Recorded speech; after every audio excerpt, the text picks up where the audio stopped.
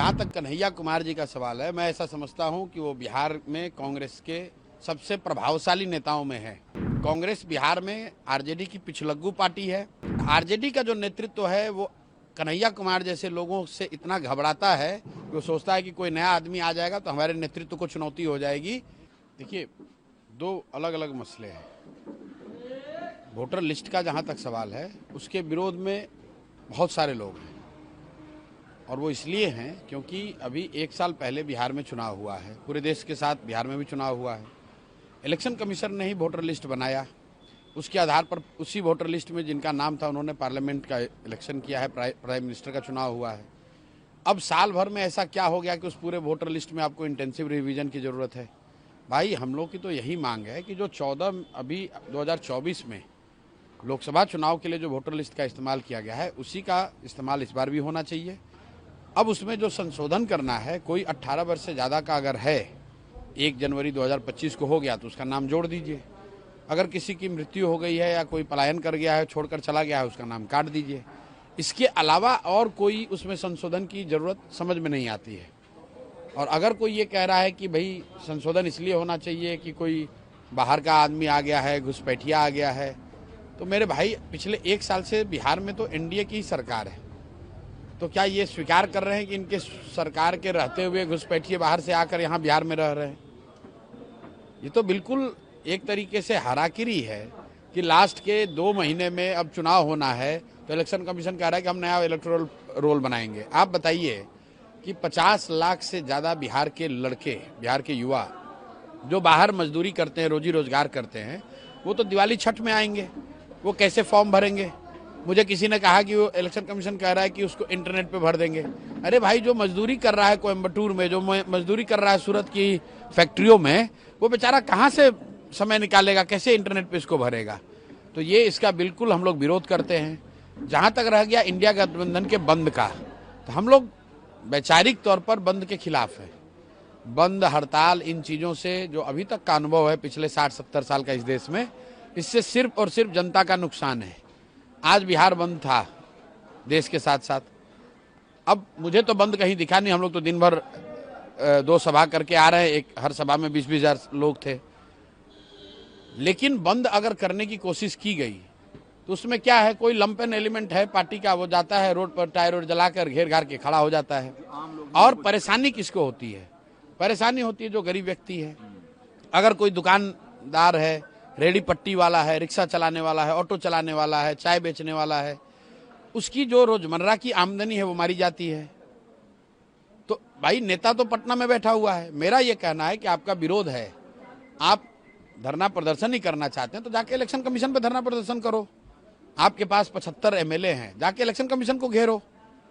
भाई, बिहार के सुदूर एरिया में जाकर आप लोगों का दुकान बंद कराते हैं, उससे क्या इलेक्शन कमीशन पर दबाव बनेगा? राहुल गांधी ने कहा सर कि महाराष्ट्र में जिस तरीके से वोट की चोरी की गई, अब वो बिहार की बारी है, इसलिए हम। देखिए, इस बात पर ऑलरेडी मैंने कहा हुआ है कि राहुल गांधी विपक्ष के नेता हैं और अगर उन्होंने महाराष्ट्र के इलेक्शन के नज़रिए से कुछ तथ्य जनता के बीच में रखा है तो इलेक्शन कमीशन की ये जिम्मेवारी है कि उन तथ्यों का समुचित उत्तर वो दें। जहाँ तक मैंने जो पढ़ा लिखा, देखा, समझा, जो राहुल गांधी ने जो बातें कही हैं और उसके जवाब जो इलेक्शन कमीशन ने दिया है, वो विश्वसनीय बहुत नहीं है, वो बहुत विश्वास नहीं जगाता है। तो इलेक्शन कमीशन की ये जिम्मेवारी है कि विपक्ष के नेता ने अगर कुछ तथ्य रखे हैं, कुछ सवाल उठाए तो उसका जवाब दीजिए। इलेक्शन कमीशन ने कहा है कि लोकतंत्र तभी मजबूत होगा जब शुद्ध मतदाता सूची होगा। बिल्कुल ठीक बात है। तो क्या इलेक्शन कमीशन ये मान रहा है कि अभी जो 2024 में लोकसभा का चुनाव हुआ वो शुद्ध मतदाता सूची से चुनाव नहीं हुआ था? क्या इस देश की पार्लियामेंट, देश का पार्लियामेंट और प्रधानमंत्री का चुनाव अशुद्ध मतदाता सूची के द्वारा किया गया है? पहले इलेक्शन कमीशन ये स्वीकार करे कि जो 24 का मतदाता सूची था वो शुद्ध नहीं था, तभी तो बात बनेगी। दोनों बात तो इलेक्शन कमीशन की सही नहीं हो सकती है। आप कह रहे हैं कि हम इलेक्शन मतदाता सूची को शुद्ध कर रहे हैं, तो अभी साल भर पहले भी तो आप ही ने बनाया था, तो क्या वो शुद्ध था? उसी से पार्लियामेंट के इलेक्शन कराए थे। और अगर वो अशुद्धता आ गई इलेक्शन के, लोकसभा इलेक्शन के बाद, तो अशुद्धता क्या है? बाहर से लोग आ गए, रिफ्यूजी आ गए, शरणार्थी आ गए, आतंकवादी आ गए, कौन आ गया? और आया तो क्या यहाँ बिहार सरकार सो रही है? बीजेपी के लोग तो आज पूरे दिन कहते रहे कि ये कांग्रेस आरजेडी और तमाम जो विपक्षी देखिए, सवाल उठा रहे हैं वो घुसपैठियों को वोटों का अधिकार ये दिलवाना चाहिए। बीजेपी वाले जो ऐसे बेवकूफ लोग हैं, अरे भाई अगर घुसपैठिए बिहार में आ गए तो सरकार तुम चला रहे हो, तो घुसपैठियों को क्यों नहीं पकड़ा? तो घुसपैठियों को क्या बीजेपी वाले बिहार में लेकर आए हैं? 50 लाख बिहार के बच्चे जो बाहर मजदूरी कर रहे हैं, क्या वो बिहार के लिए घुसपैठिए हैं? उनको मत का अधिकार होना चाहिए कि नहीं होना चाहिए? अगर कोई आदमी यहां से जाकर गुजरात में, महाराष्ट्र में नौकरी मजदूरी कर रहा है और चुनाव के समय में आकर यहां वोट करना चाहता है, तो उसको मत का अधिकार होना चाहिए कि नहीं होना चाहिए? बस बात खत्म। इलेक्शन कमीशन ने अपने एक्स के अकाउंट के डीपी में जो है वो आर्टिकल 326 का रूल लगाया है। भाई आर्टिकल 326 क्या है? आर्टिकल 326 मत का अधिकार है कि 18 वर्ष से ज्यादा हर एलिजिबल भारतीय नागरिक को मत देने का फंडामेंटल अधिकार है।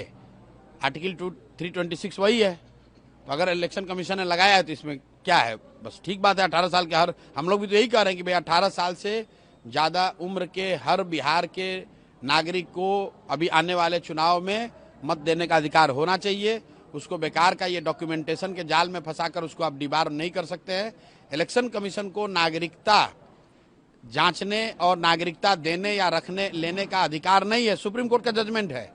इलेक्शन कमीशन का ये अधिकार क्षेत्र के बाहर का चीज है। तो आप कौन होते हैं पूछने वाले कि भैया अपना नागरिकता प्रूव करो? ये काम इलेक्शन कमीशन का नहीं है, ये काम होम मिनिस्ट्री का है, सेंसस वालों का है। तो होम मिनिस्ट्री तो यहाँ पर बीजेपी वाले ही चला रहे हैं, देश में अमित शाह चला रहे हैं। तो आपको लगता है जो विपक्ष आरोप लगाता है कि इलेक्शन कमीशन बीजेपी के बी टीम की तरह काम करे, वो कहीं न कहीं सही है? भाई विपक्ष आज बोल रहा है, बंगाल चुनाव के जीतने के बाद मैंने कहा कि अगर इलेक्शन कमीशन पार्शियल न होता तो बंगाल में बीजेपी को 70 सीट भी नहीं आता, 40-50 सीट आता।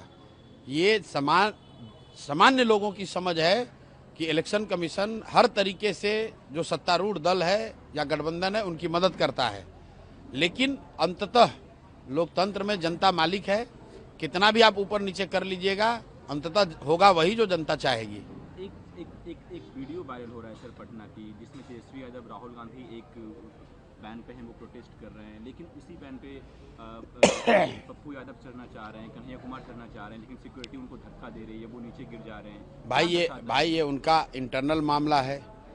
जहां तक कन्हैया कुमार जी का सवाल है, मैं ऐसा समझता हूं कि वो बिहार में कांग्रेस के सबसे प्रभावशाली नेताओं में है, वो चाहे कांग्रेस में हो।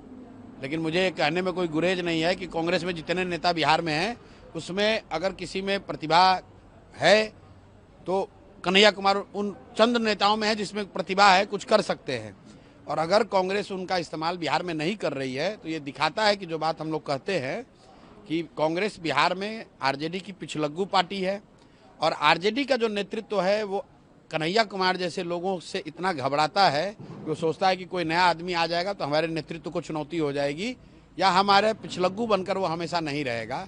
इसलिए आरजेडी वाले नहीं चाहेंगे कभी कि कन्हैया कुमार जैसे लीडर कांग्रेस में या उस तरह के और भी जो काबिल लड़के हैं वो कांग्रेस में कभी सक्रिय हों। भाई जब गाड़ी पर आप प्रोग्राम कर रहे हैं, जो वीडियो हम लोगों ने देखा है उसमें तो बीसीओ लीडर खड़े हैं, उसमें कन्हैया कुमार भी हो सकते थे। तो सीधा दिखाता है कि आरजेडी का नेतृत्व, उन्होंने ये कहा होगा कि भाई कन्हैया कुमार इस पर नहीं रहने चाहिए। इसीलिए कांग्रेस वाले अपने नेता को, जो सीडब्ल्यूसी में आमंत्रित सदस्य हैं कन्हैया कुमार, यात्रा निकाल रहे थे बिहार। भाई सीडब्ल्यूसी में आमंत्रित सदस्य हैं, सीडब्ल्यूसी के मेंबर को आप नहीं चढ़ने दे रहे हैं।